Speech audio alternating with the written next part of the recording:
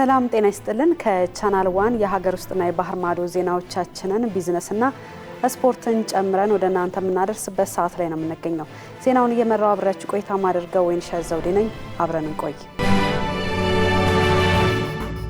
የኢትዮጵያ አየር መንገድ እያደገ የመጣውን የደንበኞች ቁጥርና የስራ ስፋት ለማስተናገድ 120 አዳዲስ አውሮፕላኖችን ማዘዙን ገለጸም። የኢትዮጵያ አየር መንገድ ዋና ስራ አስፈጻሚ አቶ መስፍን ጣሰው እንዳሉት አየር መንገዱ በየጊዜው እያደገ በመምጣቱና የደንበኞች ቁጥርም እየጨመረ በመሆኑ ኦፕሬሽኑን ለመምራት አዳዲስ አውሮፕላኖች አስፈላጊ ሆነዋል። በአሁኑ ጊዜ ወደ 120 የሚጠጉ አውሮፕላኖች ትዕዛዝ ላይ መሆናቸውን የጠቀሱት ዋና ስራ አስፈጻሚው ከታዘዙት ውስጥ ትናንሽ የሚባሉ አውሮፕላኖችን እንደ አውሮፓውያን አቆጣጠር ከ2026 ጀምሮ መረከብ እንደሚጀመር ገልጸዋል። ትላልቅ አውሮፕላኖችን ደግሞ ከ2028 ጀምሮ ባሉ 3 ዓመታት ውስጥ ለመረከብ ታቅዷል። በተጨማሪም በ2031 ርክክብ የሚደረግባቸውን አውሮፕላኖች ካሁኑ ለማዘዝ ከቦይንግ፣ ኤርባስ እና ሌሎች ኩባንያዎች ጋር ድርድር እየተደረገ መሆኑን ጠቁመዋል። ድርድሩም በፈረንጆቹ 2026 የመጀመሪያ ወራት ላይ ውሳኔ ላይ ይደረሳል ተብሎ እንደሚጠበቅ አቶ መስፍን ጣሰው አመላክተዋል።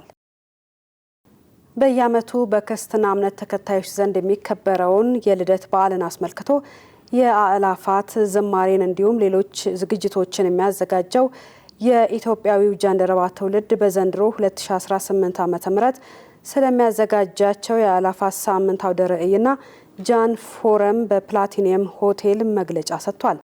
መግለጫውን የተከታተለችው ሊዲያ ዝናቡ ናት፣ እንደሚከተለው ታቀርበዋለች። በዛሬው ዕለት የኢትዮጵያዊው ጃንደረባ ትውልድ ኢጃት በ2018 ዓ.ም ከታህሳስ 16 እስከ 23 2018 ዓ.ም በጊዮን ሆቴል ግራውንድስ ላይ የሚዘጋጀውን ኤግዚቢሽን የህፃናት የአእላፋት ዝማሬና የተለያዩ ኦርቶዶክሳዊ ፎረምን አስመልክቶ ይፋዊ የሆነ ጋዜጣዊ መግለጫ ሰጥቷል። በየዓመቱም የኢየሱስ ክርስቶስ ልደትን አስመልክቶ ምዕመናን በህብረት ዝማሬያቸውን የሚያቀርቡበትን የአእላፋት ዝማሬን እንዲሁም በዚህ ዓመት የተጨመሩ ሌሎች ዝግጅቶችን ለማሰናዳት ዝግጅቱን ማጠናቀቁን መንፈሳዊ ማህበሩ ገልጿል። በመሆኑም የኢጃት ስራ አስፈጻሚ አባል የሆኑት ዲያቆን በረከተ ስላሴ እሸቱ የዝማሬውን ዕለትና ቦታ ይፋ አድርገዋል።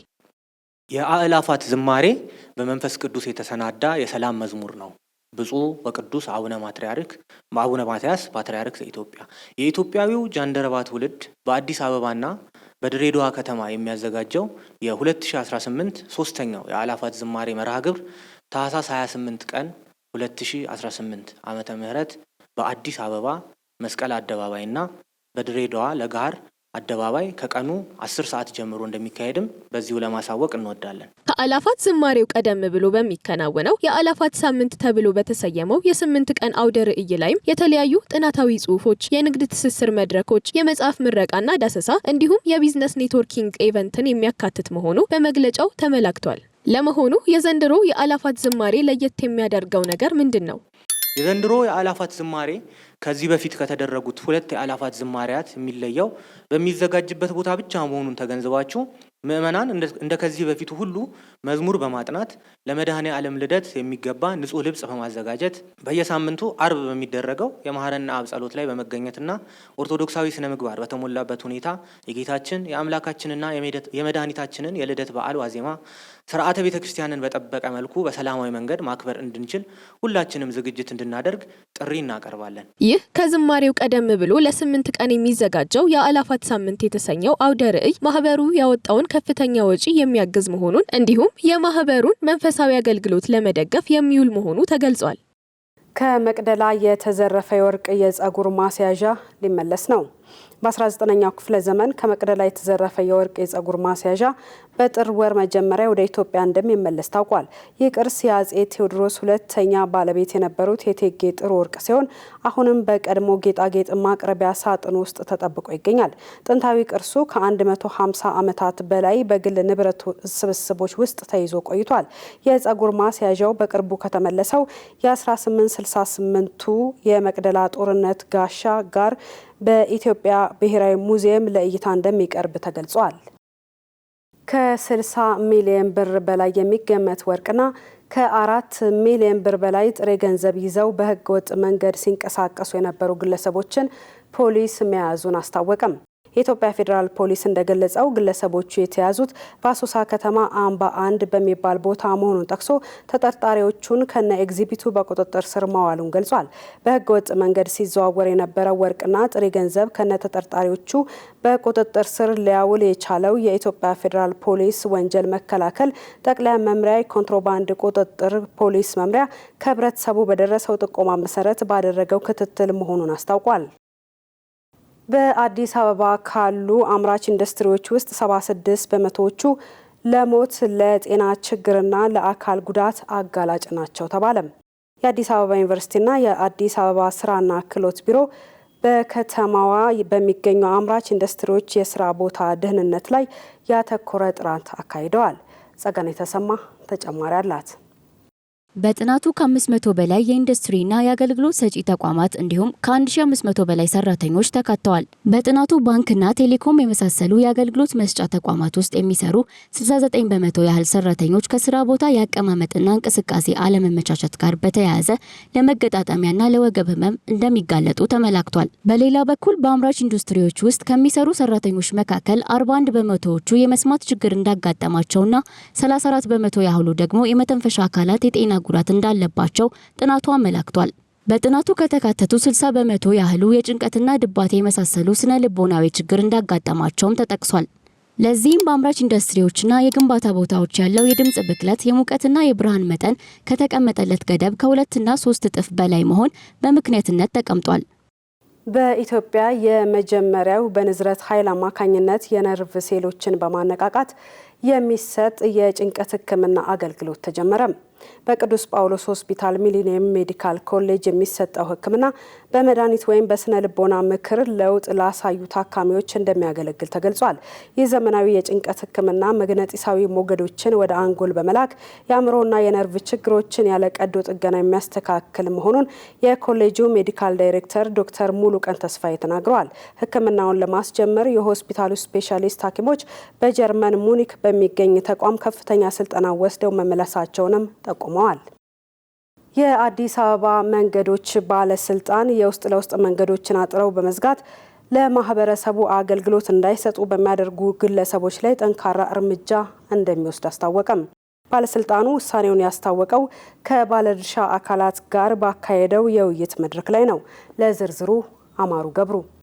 የውስጥ ለውስጥ መንገዶች ለማህበረሰቡ የጋራ አገልግሎት እንዲሰጡ የታቀዱ እንጂ ለግለሰቦች የተከለሉ አለመሆናቸውን ባለስልጣኑ አስገንዝቧል። የታጠሩ መንገዶችን በዘላቂነት ለማስከፈትና ለህዝብ ክፍት ለማድረግ ልዩ ግብረ ኃይል ተዋቅሮ ወደ ስራ መግባቱ ተገልጿል። መንገዶቹን አጥረው የዘጉ ነዋሪዎች በተቀመጠው የጊዜ ገደብ መሰረት አጥሮቹን እንዲያነሱ ጥሪ የቀረበ ሲሆን ፈቃደኛ ባልሆኑት ላይ ግን ባለስልጣኑ አስገዳጅ የእርምት እርምጃ እንደሚወስድ የባለስልጣኑ ዋና ዳይሬክተር ኢንጂነር ሙህዲን ረሻድ አስታውቀዋል። የመንገድ ሀብትን ከህገወጥ ድርጊቶች ለመከላከልና የትራፊክ ፍሰቱን ለማቀላጠፍ ነዋሪዎችና የሚመለከታቸው ባለድርሻ አካላት በትብብር እንዲሰሩ ዋና ዳይሬክተሩ ጥሪ አቅርበዋል። ከውጭ ወዳገኘናቸው መረጃዎቻችን አልፋለን። ቻይና በሃናን ደሴት ነፃ የንግድ ወደብ ላይ የተለየ የጉምሩክ ስርዓት አስጀመረች። አዲስ በተጀመረው ስርዓት በደሴቱ የሚንቀሳቀሱ እቃዎች ከቀረጥ ነፃ በሆኑ መልኩ ሊሸጡ ይችላሉ የተባለ ሲሆን ይህም ከውጭ የሚገቡ እቃዎች በነፃነት እንዲገቡ ያስችላል ተብሏል። ማህሌት ደመላሽ ዝርዝሩን እንደሚከተለው ታቀርበዋለች። አዲስ በተጀመረው ስርዓት በደሴቱ የሚንቀሳቀሱ እቃዎች ከቀረጥ ነፃ በሆነ መልኩ ሊሸጡ ይችላሉ የተባለ ሲሆን ይህም ከውጭ የሚገቡ እቃዎች በነፃነት እንዲገቡ ያስችላል ተብሏል። በዚህም በደቡባዊ ደሴት ሃናን ግዛት ውስጥ የሚገኘው የኢፊቲ አካባቢ ከቤልጂየም ጋር እኩል ስፋት ያለው ሲሆን የውጭ ኩባንያዎች ዝቅተኛ የግብርና የምርት ወጪዎችን በመተግበርና ደሴቲቱን በመጠቀም የቻይና ዋና ከተማ ገበያን መጠቀም እንደሚችሉ ተገልጿል። በደሴቷ እስካሁን ድረስ ባለው እንቅስቃሴ ነፃ የቀረጥ ግብይት የሚደረግባቸው ምርቶች ከ21 በመቶ ወደ 74 በመቶ ጨምሯል። ይህም የእቃዎች ዝርዝርን ከ1900 ወደ 6600 በላይ እንዲያድግ አድርጎታል ተብሏል። እንደ አናዶሉ መረጃ በአሁኑ ወቅት ወደ 10 ሚሊዮን የሚጠጋ ሕዝብ ይኖርባታል ተብሎ የምትገመተው ሃይናን ደሴት ከ1988 ጀምሮ የቻይና ትልቁ ልዩ የኢኮኖሚ ቀጠና ሆና ትገኛለች። በተጨማሪም ከ2020 ጀምሮ ከ9600 በላይ የውጭ ኢንቨስትመንት ያላቸው ድርጅቶችን ማስተናገድ እንደቻለች መረጃዎች ያሳያሉ። የእስራኤል ሐኪሞች በሕክምናው ዓለም ታሪካዊ የሆነ ቴክኖሎጂ በመፍጠር በ3D ቴክኖሎጂ የታተመ ሰው ሰራሽ የአይን ብሌን በመግጠም የአንዲት የ70 ዓመት አዛውንትን አይን ማብራት ችለዋል።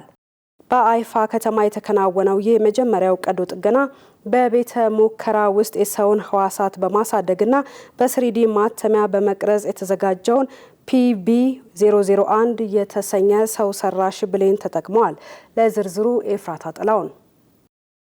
BP001 ተብሎ የሚጠራው ይህ ሰው ሰራሽ ብሌን ፕሪሳይስ ባዮ ከተሰኘው የእስራኤል የባዮቴክኖሎጂ ኩባንያ ጋር በመተባበር የተዘጋጀ ነው። ኩባንያው ብሌኑን ያመረተው የሰውን አይን ብሌን ከህዋሳት በቤተ ሙከራ ውስጥ በማሳደግና በስሪዲ ማተሚያ ቴክኖሎጂ አማካኝነት ልዩ ቅርጽ እንዲይዝ በማድረግ ነው። የቀዶ ጥገናው ሂደት በራምባም አይን ኢንስቲትዩት ውስጥ የተከናወነ ሲሆን የሳይንስና የሕክምና ጥበባትን በማቀናጀት ረገድ ትልቅ ምዕራፍ ተሻግሯል። የአዲስ የሕክምና ግኝት እንደ ልማዳዊ የአይን ብሌን ንቅለ ተከላ ከሟች ሰው የሚገኝ ለጋሽ ቲሹን የማይፈልግ በመሆኑ ልዩ ያደርገዋል። ይህም የአይን ባንክ በሌላቸውና ለጋሽ በሚያጥራቸው በርካታ ሀገራት ውስጥ የሚታየውን ከፍተኛ የብሌን እጥረት ለመቅረፍ ትልቅ እድል ይፈጥራል ተብሏል። በቤተ ሙከራ ውስጥ የሚዘጋጅ በመሆኑ ጥራቱንና መጠኑን በፈለጉት መልኩ ለማምረት የሚያስችል ሰፊ አቅም አለው። ይህ ስኬታማ የሰው ልጅ ሙከራ በዓለም ዙሪያ በሚሊዮኖች የሚቆጠሩ በብሌን መጎዳት ምክንያት ለአይን እይታ መታወር የተጋለጡ ሰዎችን ተስፋ የሚያለመልም ሆኗል። በስሪዲ ቴክኖሎጂ የታተሙ የሰውነት ክፍሎች ወደፊት የሰው ልጅ ውስብስብ የጤና ችግሮችን ለመፍታት ያላቸውን ብቃት በተግባር ያሳየ ግኝት መሆኑም ተመላክቷል። ዘገባው የፎክስ ኒውስ ነው።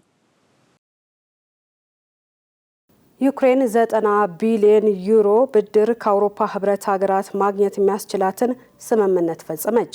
ዩክሬን ከሩሲያ ጋር በገባችበት ጦርነት ምክንያት ከፍተኛ የገንዘብ እጥረት ውስጥ መውደቋን ተከትሎ ለአውሮፓ ህብረት ሀገራት የገንዘብ ድጋፍ ጥያቄን አቅርባ ነበር። አናውል ተስፋ። የዩክሬኑ ፕሬዝዳንት ቮልዲሚር ዘለንስኪ እስከ ፈረንጆቹ አዲስ ዓመት ድረስ ድጋፍ ማግኘት ካልቻሉ የድሮን ምርታቸውን ለመቀነስ እንደሚገደዱ አስጠንቅቀው ነበር። ይህን ተከትሎ ለተከታታይ ቀናት ብራስል ተመላልሰው የተማከሩት የአውሮፓ ህብረት መሪዎችና የዩክሬኑ መሪ ዘለንስኪ በስተመጨረሻ የገንዘብ ድጋፍ በመስጠት ስምምነት ተለያይተዋል። ይህም 90 ቢሊዮን ዩሮ ወይም 105 ቢሊዮን ዶላር ብድር በመጪው 2 ዓመታት የዩክሬን የወታደራዊና የኢኮኖሚያዊ ፍላጎቶችን ለማሟላት የሚውል ነው ተብሏል። ብድሩ በህብረቱ ሀገራት የጋራ በጀት የተደገፈ ቢሆንም ቤልጅየም ግን ከፍ ያለውን ድርሻ ያለው ገንዘብ ወጪ አድርጋለች። ዘለንስኪ በዚህ ወቅት 200 ሚሊዮን ዩሮ ግምት ያላቸውና ንብረትነታቸው የሩሲያ የሆኑ ሀብቶችን ለመጠቀም ያቀረቡትን ጥያቄ ውድቅ ተደርጎባቸዋል። በሌላ በኩል የፈረንሳዩ ፕሬዝዳንት ኢማኑኤል ማክሮን የአውሮፓ ህብረት ከፑቲን ጋር በጠረጴዛ ዙሪያ መምከር ሊያጤንበት ይገባል ሲሉ ምክረ ሀሳብ ሰጥተዋል። የግጭቱን ዕድሜ ከዚህ በላይ ላለማራዘም ጠቃሚ ሊሆን ይችላል ያሉትን ይህ ውይይት በቀጣይ ሳምንታት ውስጥ መደረግ የሚችልበትን መንገድ ህብረቱ መፈለግ እንዳለበት አክለው የአውሮፓ ህብረት እንዳለውም ዩክሬን በሚቀጥሉት 2 ዓመታት ተጨማሪ 135 ቢሊዮን ዩሮ ያስፈልጋታል። ቻይናዊው የቲክቶክ ባለቤት የአሜሪካን እገዳ ለማስቀረት አሜሪካ ውስጥ መስራት የሚያስችለውን ስምምነት ተፈራርሟል። ጸጋኔ ተሰማ። የቲክቶክ ዋና ስራ አስፈጻሚ ዢያንግ ሚንግ ለሰራተኞቹ እንደተናገረው ባይት ዳንስ ከአሜሪካና ዓለም አቀፍ ባለሀብቶች ጋር ከስምምነት እንደደረሰ አስታውቋል። በስምምነቱ መሰረት ከፊሉ የቲክቶክ ስራ በአሜሪካ ኢንቨስተሮች ይያዛል የተባለ ሲሆን ስምምነቱን በፈረንጆቹ ጥር 22 ይጠናቀቃል ተብሎ ይጠበቃል። ይህም ለአመታት ባይት ዳንስ ቲክቶክን ለአሜሪካ እንዲሸጥ ይደረግ የነበረ ግፊትን ያስቀራል ተብሏል። ስምምነቱ የአሜሪካው ፕሬዝዳንት ዶናልድ ትራምፕ ቲክቶክ ካልተሸጠ በስተቀር የሚያግድ ሕግን ባዘገዩበት በመስከረም ወር ይፋ የተደረገውን ስምምነት ተከትሎ ነው። ከ170 ሚሊዮን በላይ አሜሪካውያን መተግበሪያውን መጠቀማቸውን እንዲቀጥሉ ያስችላቸዋል። ኩባንያው እንዳስታወቀው ተጠቃሚዎች ከዓለም አቀፍ የኦንላይን ማህበረሰብ ጋር መገናኘታቸውን እንደሚቀጥሉ ተናግሯል። ስምምነቱ ለወራት የተጓተተው በፖለቲካ ክርክር ነበር። በሚያዝያ 2024 በፕሬዝዳንት ጆ ባይደን አስተዳደር ስር ኮንግረሱ ቲክቶክ ለአሜሪካ ካልተሸጠ አሜሪካ ላይ የብሔራዊ ደህንነት ስጋቶችን ስለሚያስከትል እንዲሸጥ የሚያደርግ ህግ ነበር። እገዳውም በጥር 2025 ይተገበራል የተባለ ቢሆንም ነገር ግን በዶናልድ ትራምፕ ብዙ ጊዜ ሊዘገይ ይችላል። ትራምፕ በመስከረም ወር ከቻይና ፕሬዝዳንት ሺ ጂንፒንግ ጋር ስምምነቱን አጽድቆታል። ሆኖም በአሜሪካ ቻይና የንግድ ውጥረት ውስጥ ሁለቱ መሪዎች በጥቅምት ወር እንደገና ከተገናኙ በኋላ የቲክቶክ የወደፊት እጣ ፈንታ እርግጠኛ አልሆነም። ባለሙያዎች እንደተናገሩ ቲክቶክ በዋሽንግተንና ቤጂንግ መካከል ያለው ሰፊ ድርድር አካል ሲሆን ሁለቱም ወገኖች አሁን የፖለቲካ አሸናፊነታቸውን አረጋግጠዋል ብለዋል። ከ7 ሚሊዮን በላይ ትናንሽ ንግዶች ምርቶቻቸውንና አገልግሎታቸውን በአሜሪካ ውስጥ በቲክቶክ አማካኝነት ለገበያ እንደሚያቀርቡ ተናግሯል ሲል ቢቢሲ ዘግቧል። የፋብሪካ ምግብ ምርቶችና ውፍረት በቀጥታም ሆነ በተዘዋዋሪ ለዓለም አቀፍ የአየር ንብረት መዛባት አስተዋጽኦ አላቸው ሲል አዲስ የወጣ ጥናት አመላክቷል። ሄሮዳን ንጉሴ ጥናቱን ተመልክተዋለች፣ እንደሚከተለው ታቀርበዋለች። እንደ ዓለም ጤና ድርጅት መረጃ በዓለማችን ከ1 ቢሊዮን በላይ የሚሆኑ ሰዎች ከመጠን በላይ ውፍረት አለባቸው። ክብደትን ለመቀነስ የሚረዱ መድኃኒቶችን መጠቀምና ቀዶ ጥገናዎች እየጨመሩ ቢሆንም አሁንም ይህ ቁጥር በ2030 ወደ 1.3 ቢሊዮን እንደሚያድግ ይጠበቃል። በፍሮንታይርስ ኢን ሳይንስ መጽሔት ላይ የታተመው የጥናት ሪፖርት ደግሞ የፋብሪካ ምግብ ምርቶችን ከውፍረትና ከአየር ንብረት መዛባት ጋር አያይዞ አጥንቶታል። የዘመናዊ የምግብ ስርዓት መስፋፋት በአንድ በኩል የውፍረት መጨመርን፣ በሌላ በኩል ደግሞ የአየር ንብረት ለውጥን እየጨመረ መሆኑን አሳይተዋል። ባለሙያዎቹ ሁለቱ ችግሮች የተለያዩ ቢመስልም መነሻቸው አንድ መሆኑን ያመላክታሉ። በጥናቱ መሰረት የሰውነት ክብደት መጨመር በዋነኝነት ከፍተኛ ካሎሪ ያላቸው ጤናማ ያልሆኑና በኢንዱስትሪ የተሰሩ ምግቦች ጋር ተያይዞ የሚመጣ ነው። እነዚህን ምግቦች በብዛት መመገብ ደግሞ የሰውነት ክብደትን ያሳድጋል። በአንዲት ሀገር ውስጥ የምግብ ፍላጎትንም ይጨምራል። ታዲያ ይህ የጨመረ የምግብ ፍላጎት ለአካባቢ የአየር ንብረት ከፍተኛ ጫና ያስከትላል። በተለይም የቀይ ስጋ ምርት ብዙ መሬት፣ ውሃና ኃይል ይፈልጋል። ይህም እንደ ሚቴንና ካርበን ዳይኦክሳይድ ያሉ የሙቀት ጋዞችን ከፍተኛ መጠን በማመንጨት የአየር ንብረቱን የሚረብሽ ነው። ባለሙያዎች እንደሚገልጹት ችግሩ የግለሰቦች ምርጫ ብቻ ሳይሆን የዓለም አቀፍ የምግብ ስርዓት መዋቅር ነው። ምክንያቱም ርካሽ ነገር ግን ጤናማ ያልሆኑ ምግቦች በቀላሉ መገኘታቸውና በማስታወቂያዎች መደገፋቸው የክብደት መጨመርንና የአየር ንብረት ለውጥ ጉዳቶችን በአንድ ጊዜ ስለሚያበረታቱ ጥናቱ መፍትሄውን በሰዎች ላይ ብቻ መጫን ሳይሆን የምግብ ፖሊሲዎችን መቀየር እንደሚያስፈልግ የሚያሳስብ ሲሆን ጤናማና አካባቢን የሚጠብቁ ምግቦችን ማበረታታት፣ በልጆች ላይ የሚደረጉ የምግብ ማስታወቂያዎችን መገደብና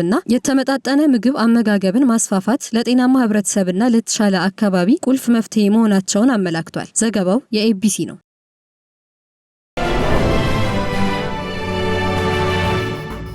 አብራችሁን ስላላችሁ እናመሰግናለን። አሁን ደግሞ የቢዝነስ መረጃዎቻችንን ወደ እናንተ እናደርሳለን። አነስተኛ ይዞታ ያላቸው አርሶ አደሮችና አርብቶ አደሮችን ተጠቃሚ ያደርጋል የተባለ የብድር አገልግሎት ይፋ ተደረገ። የኢትዮጵያ ንግድ ባንክ አነስተኛ ይዞታ ያላቸውን አርሶ አደሮችንና አርብቶ አደሮችን ተጠቃሚ ያደርጋል ያለውን የብድር አገልግሎት ይፋ አድርጓል። ለነዚህና ለሌሎች የቢዝነስ መረጃዎቻችን መሀል ይደመላሽ። ባንኩ ይፋ ያደረገው የግብርና ብድር ቀደም ሲል በግብርና ዘርፍ ለተሰማሩ ባለሀብቶች ከሚሰጠው ብድር በተለየ ለግለሰብና በቡድን የተደራጁ አርሶ አደሮችን እና አርብቶ አደሮችን በቀጥታ ተጠቃሚ የሚያደርግ ነው ተብሏል። የኢትዮጵያ ንግድ ባንክ የኮርፖሬት አገልግሎቶች ኤክስኪዩቲቭ ምክትል ፕሬዝዳንት አቶ ኢፍሬም መኩሪያ በመርሃ ግብሩ ላይ እንደተናገሩት ይፋ የተደረገው የብድር አገልግሎት ለሰብል ምርት፣ ለእንስሳ እርባታ፣ ለወተትና የወተት ተዋጽኦ ምርት፣ ለአትክልት ፍራፍሬና ለአበባ ልማት እንዲሁም ለግብርና መሳሪያዎች ግዢ የሚያገለግል መሆኑን ገልጸዋል።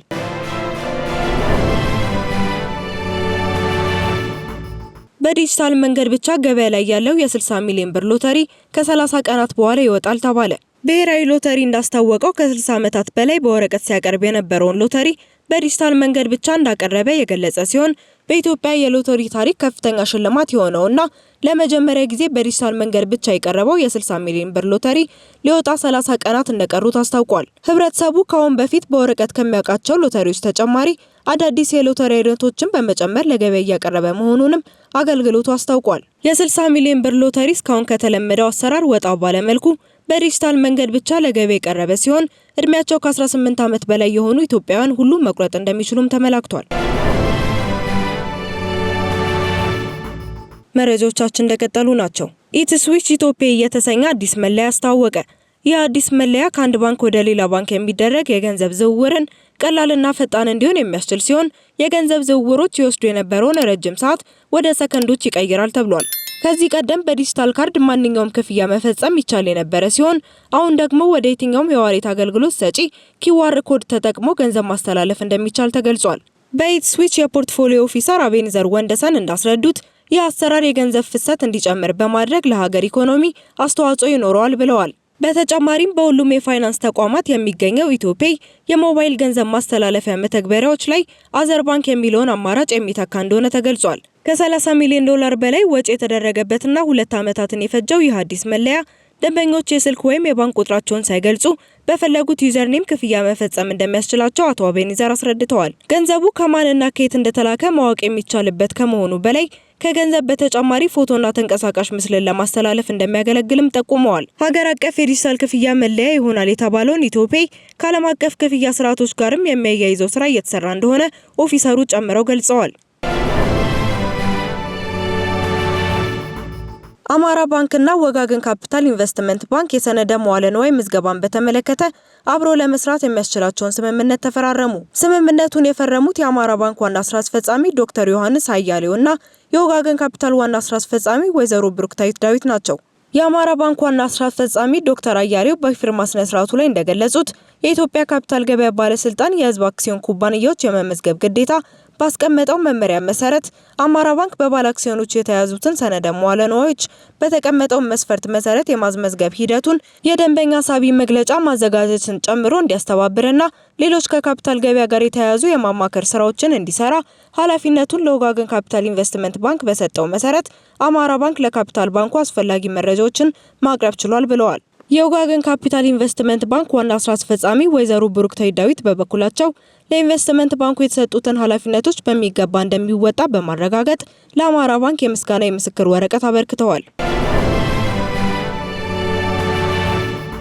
የኢትዮጵያ ምርት ገበያ የኦፓል ማዕድንን ጨምሮ ሌሎች ማዕድን ምርቶችን ማገበያየት ለመጀመር የሚያስችለውን ዝግጅት ማጠናቀቁን ገለጸ። የምርት ገበያው በአሁኑ ወቅት ቡና፣ ሰሊጥ፣ ጥራጥሬ፣ የቅባት እህሎችና ቅመማ ቅመሞችን ጨምሮ ወደ 28 የሚጠጉ የግብርና ምርቶችን በማገበያየት ላይ ይገኛል። የምርት ገበያው ዋና ስራ አስፈጻሚ መርጊሳ አባይሳ የኢትዮጵያ ምርት ገበያ አዋጅ ከተሻሻለ በኋላ ተቋሙ ከግብርና ውጪ የሆኑ ማዕድናትና የኢንዱስትሪ ምርቶችን ማገበያየት የሚችልበትን ኃላፊነት እንደተሰጠው ገልጸዋል። ይህን ተከትሎ የኦፓል ማዕድንን ወደ ገበያ ለማስገባት ከማዕድን ሚኒስቴር ጋር በርካታ ተግባራት መከናወናቸውን ገልጸዋል። ከኦፓል በተጨማሪ ሌሎች ማዕድናትን ለማገበያየት የሚያስችል ራሱን የቻለ የግብይት ስርዓት ለመዘርጋት በምርት ገበያው በኩል ሲደረጉ የነበሩ ዝግጅቶች መጠናቀቃቸውንም አስታውቀዋል። አክለውም በማዕድን ሚኒስቴር በኩል መጠናቀቅ ያለባቸው ጉዳዮች ሲፈጸሙ የማገበያየት ስራው እንደሚጀምር ዋና ስራ አስፈጻሚው ተናግረዋል። የዕለቱ የመጨረሻው የቢዝነስ መረጃችን አዋሽ ባንክን ይመለከታል። አዋሽ ባንክ በካፒታል ገበያ ውስጥ ጉልህ ሚና ይጫወታል የተባለውን አዋሽ ካፒታል አክሲዮን ማህበር ማስመረቁን አስታወቀ። አዲሱ ተቋም በ200 ሚሊዮን ብር መነሻ ካፒታል የተቋቋመ ሲሆን ከኢትዮጵያ ካፒታል ገበያ ባለስልጣን የስራ ፍቃድ ማግኘቱ ተገልጿል።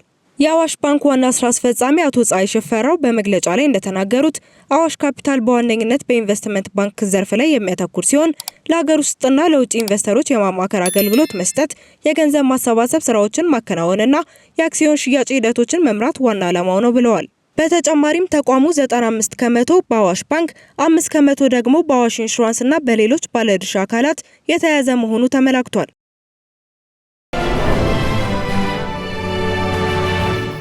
በመጨረሻም ስፖርት 35ኛው የአፍሪካ ዋንጫ እሁድ በሞሮኮና በኮሞሮስ መካከል የመክፈቻ ጨዋታ በሞሮኮ ራባት ይጀመራል። አናውል ተስፋ ተጨማሪ ይዞበታል።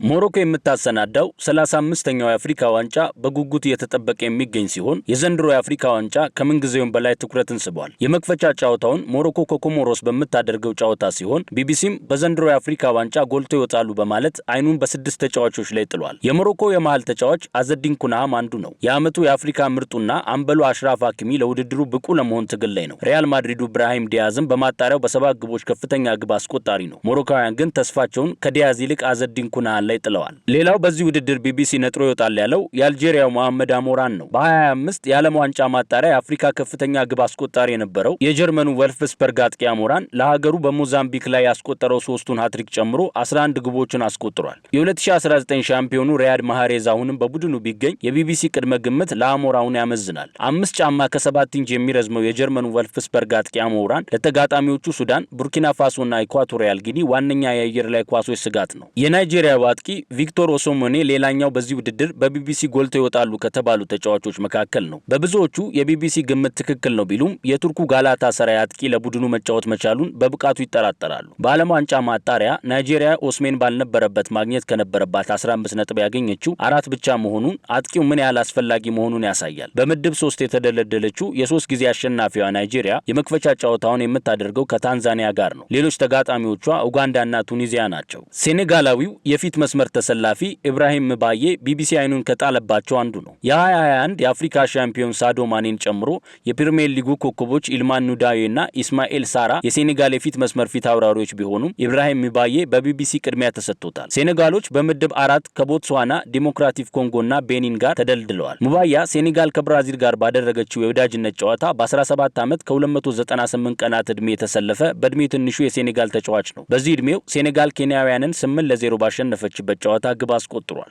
ሌላው የኡጋንዳ ሮጀርስ ማቶ ቢቢሲ ልቀው ይታያሉ ካላቸው ተጫዋቾች አንዱ ነው። ከ2011 በኋላ የተመለሱት ኡጋንዳዎች የዓለም ዋንጫ ማጣሪያ አልጄሪያን ተከትለው ምድባቸውን ሲያጠናቅቁ ሮጀርስ ማቶማ ጥምር ግብ አስቆጣሪያቸው ነበር። በዘንድሮ የሞሮኮ የአፍሪካ ዋንጫ የተደለደለችበት ምድብ ናይጄሪያና ቱኒዚያ የሚገኙበት ነው። ምድቡ ጠንካራ ቢሆንም ማቶ ለኡጋንዳ ወሳኝ ተጫዋች ነው ተብሏል። የሞዛምቢኩ ተከላካይ ራይኒልዶ ሌላው የቢቢሲ ትኩረት ነው። ባለፉት 5 ተሳትፏ ለጥሎ ማለፍ ዙር መብቃት ያቃታት ሞዛምቢክ ወደ ሰሜን አፍሪካ ትጓዛለች። ከአትሌቲኮ ማድሪድ የፕሪሚየር ሊጉን ሰንደርላንድን የተቀላቀለው ራያኒልዶ ሀገሩን የቀደሙን ተሳትፎዎቹን ገጽታ ለመቀየር ተስፋ የተጣለባቸው ተጫዋች ሆኗል። ለእንግሊዙ ሰንደርላንድ የግራ ተከላካይ የሆነው የ31 ዓመቱ ራያኒልዶ ጥቋቁሩ ድመቶች አሁንም ላሉበት ደረጃ በአሰልጣኙ እምነት የተጣለበት ተጫዋች ነው። ሞዛምቢክ ካለፈው ሻምፒዮን አይቮሪ ኮስት፣ ካሜሩን እና ጋቦን ጋር ተመድባለች።